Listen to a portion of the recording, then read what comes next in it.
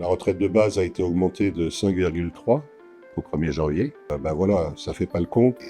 Et on mobilise principalement sur la question du pouvoir d'achat, qui concentre tout en ce moment au niveau des retraités. Par exemple, ça touche tout le monde, mais ça touche notamment les retraités, l'augmentation des complémentaires, qui est énorme. Alors, ça pose le problème de la sécurité sociale, mais ça se traduit aussi en termes de baisse du pouvoir d'achat.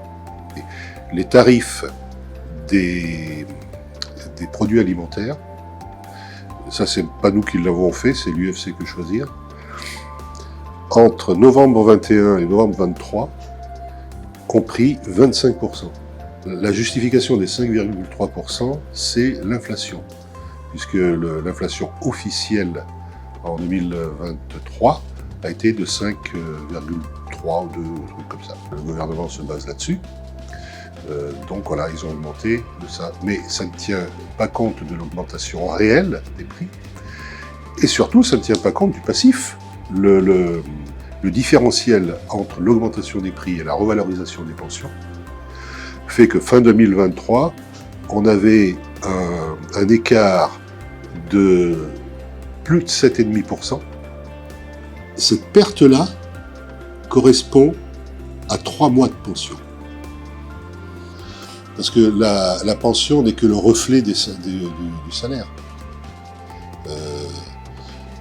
Moi, on me dit toujours, on me dit toujours non, c'est moi qui réponds toujours à la question, mais vous avez des ingénieurs, vous avez des cadres supérieurs qui touchent 3 000, 4 000 à la retraite.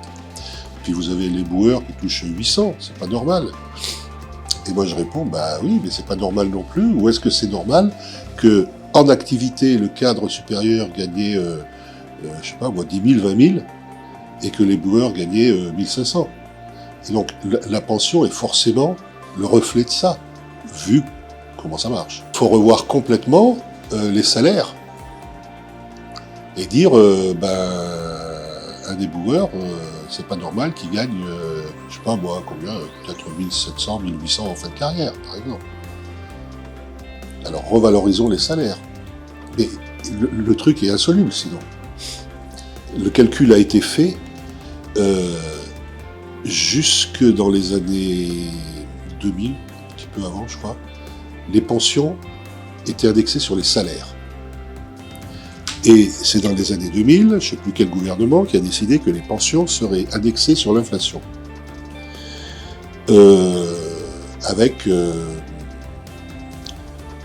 Ils ont vendu ça, voyez, c'est vachement bien, quoi. Les prix augmentent de 5%, les pensions augmenteront de 5%, c'est formidable.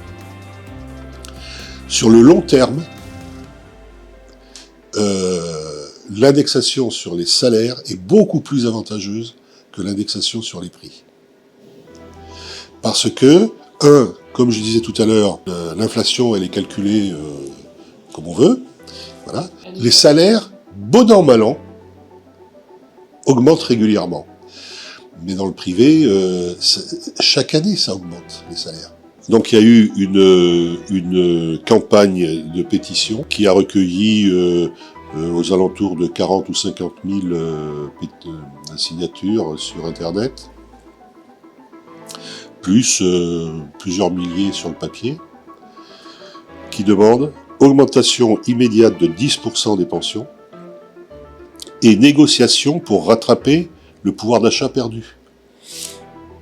Voilà, parce qu'il y a les deux choses. Il y a l'augmentation vertigineuse du coût de la vie de ces 2 dernières années, et puis il y a ce qu'on a toujours revendiqué, c'est-à-dire rattraper la perte du pouvoir d'achat depuis au moins 2017 ici, mais qui date de très longtemps. Et notamment la fonction publique. C'est dans la fonction publique que les retraités ont perdu le plus.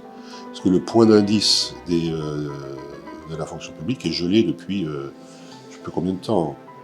Mais ça impacte, oui, c'est les problèmes de santé qui remontent, ce qu'on nous fait remonter, surtout. Alors la vie est chère, bien sûr. Ouais, la vie est chère. Avant, j'en avais pour 50 € quand je faisais les courses. Maintenant, j'en ai pour 80 €. D'accord. Mais là où je sens que vraiment il y a l'angoisse, c'est la santé. Là, la situation est peut-être différente dans le public et dans le privé. Dans le privé, maintenant, il y a de plus en plus, et je crois que c'est le cas depuis très longtemps, des accords de groupe. C'est-à-dire que le gars, il peut prendre une complémentaire. Alors évidemment, c'est toujours privé, hein, les complémentaires. Et, bon, il y a déjà la complémentaire obligatoire, hein, dans le privé, l'ARCO-AGIRC. Dans la fonction publique, il y a des accords qui datent d'après la Libération, entre de grosses mutuelles et l'État, par exemple la Préfond, où les cotisations sont déductibles des impôts, des choses comme ça. Ce qui fait qu'effectivement, beaucoup de fonctionnaires ont cette complémentaire. Il y en a beaucoup. Alors le revers de la médaille, c'est que ça peut se casser la gueule. Chez les fonctionnaires, il y en avait donc il y a la Préfond, qui s'adressait à tout le monde, et puis il y avait spécifiquement la Brifen. Et la Brifen, boum, c'est cassé la gueule. Donc une partie a été reprise, mais il y en a beaucoup qui ont perdu très gros. Tiens, ça, il y a toute une campagne médiatique, ouais, mais va-t'en savoir quand tu auras la retraite. Et puis tout ça, ça rentre dans l'esprit des gens. J'aurai pas de retraite. Ça n'est pas vrai. Et c'est pour ça qu'ils veulent aller encore plus vite peut-être hein, dans la destruction de notre système de retraite. C'est pour que vraiment, il n'y a plus d'autres possibilités que de prendre des complémentaires. Mais les complémentaires aujourd'hui, les complémentaires rapaces, on va dire, c'est peu. Dans le privé, c'est l'ARCO-AGIRC, qui est une complémentaire obligatoire, et dans le public, c'est volontaire, là, ce que je dis, la Préfond, etc. Il y en a beaucoup qui l'ont, mais c'est pas ça qui va leur... C'est un complément. Alors, je sais pas, je pourrais dire, sur quelqu'un qui a, je sais pas moi, 1500 € de retraite, ça va lui faire 70 € de plus par mois. C'est pas ça qui va faire sa retraite. Selon à l'échelon, à l'indice dans lequel on termine, on a 75% de son salaire. Et dans le privé, entre le régime de base de l'assurance retraite et la complémentaire ARCO-AGIRC, on arrive à peu près au même remplacement.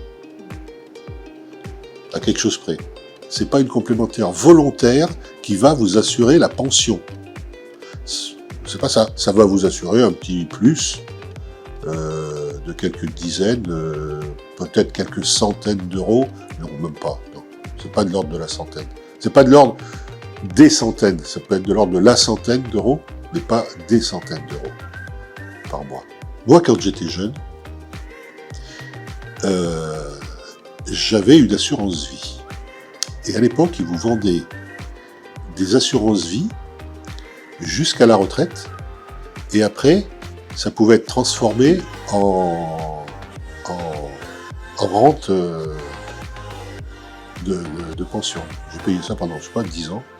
Mais je me suis aperçu que c'était des clopinettes. Parce que la cotisation, elle était indexée sur l'inflation. Je payais toujours plus. Quand je me dis, putain, mais pourquoi je paye tant que ça? Par contre, au bout du bout, c'était sur contrat. Donc, je recevais, je recevais, enfin, pas plus que ce que je payais. La vraie complémentaire, elle existe. Elle a été négociée par les partenaires sociaux. Dans le privé, elle est gérée paritairement, même si l'État maintenant met sa main de partout. C'est l'AGIRC-ARCO, qui permet un vrai complément de retraite. Quelquefois, ça représente la moitié. Et dans la fonction publique, pour l'instant, même s'il y a eu du mal de fait, ils n'ont pas touché à la structure même de la pension des fonctionnaires.